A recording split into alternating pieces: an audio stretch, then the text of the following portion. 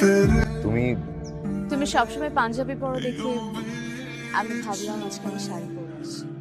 ও, আর এদিকে আমি তোমার ড্রেসের সাথে ম্যাচ করতে গিয়ে সব ধার করে পরে আসলাম। You are looking handsome. শাড়িতে তোমাকে অনেক বেশি সুন্দর লাগে। একদিন আমরা ম্যাচ করে ম্যাচিং কালারও হতে পারে, তারপর তোমাকে নিয়ে আমি পুরো শহর ঘুরে বেড়াবো। হবে না। কেন? ও না না না, একদিন না, প্রতিদিন ঘুরে বেড়াবো। এবার ঠিক আছে? কিছুই ঠিক নেই। মানে কি? আজকে আমার এঙ্গেজমেন্ট। এটাই তোমার জরুরি কথা? আমি রাজি না হলে মা বাসায় খুব অশান্তি করতেন, বাবাকে কষ্ট দিতেন। আমার বাবাই আসলে আমার সব, আর আমি কখনোই এটা নিতে পারবো না যে আমার বাবা আমার জন্য কষ্ট পাচ্ছেন।